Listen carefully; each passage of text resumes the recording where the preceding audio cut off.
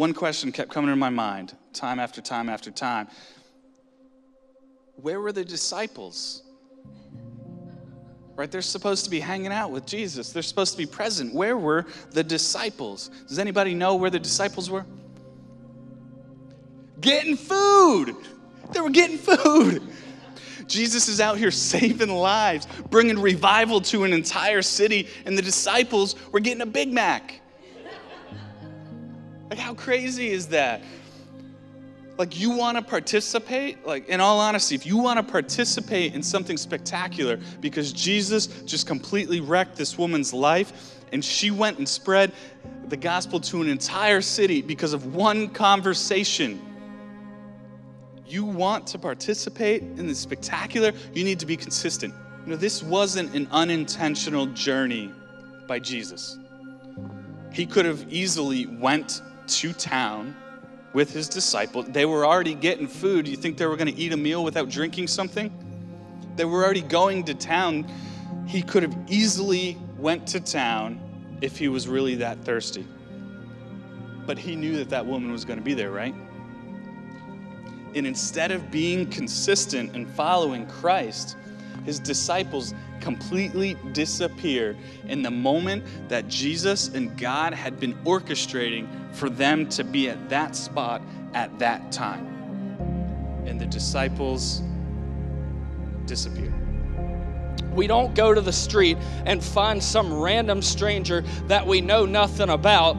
Someone on the street, we say, hey, come be my best man. And then we put this ring in their hand and say, just give it to me when the minister asks for it. That is not how we handle a spectacular, extravagant gift. No, we find the person that we can trust. We pick the person that we know will follow through and accomplish the job. Let me ask you something. Why would it be any different when God decided to give us Jesus? God had to choose someone he knew and trusted.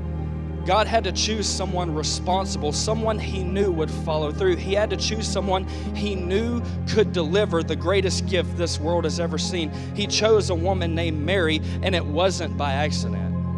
I believe God was very strategic in choosing Mary to deliver the Savior into this world. There were some things about her that qualified her. There were some qualities about her that set her apart from everyone else in this earth that God said, that's my girl right there. Have you ever had that desire? Have you ever had that desire where you wanted to be a part of the spectacular? You wanted to be a part of something amazing. You wanted Jesus to work in your life. Have you ever been there? I'm talking about something.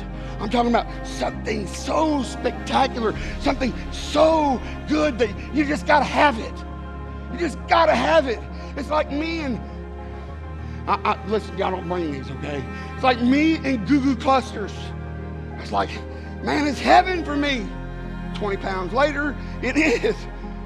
But you know, it's like a Goo Goo Cluster. I can make a commercial for Goo Goo Cluster. These are good. I like them. Why don't you try them? I know I could. I know I could. But here's what I would like to say. Jesus is good. I tried him. Why don't you try him? Why don't you try him? It's spectacular. Listen, this journey wasn't a safe journey. You know, the thieves would plague the roads all the way through, so it would cause the commoners to come and join together so that they would be protected. But these were magi. They weren't the ordinary. They had an authenticity to worship, the desire to want more of Jesus, the desire to want to see Jesus, to give Jesus more than they could ever give. You know, you gotta give it up. You gotta give it up. You gotta give more in your worship. You gotta give it up to get where Jesus is.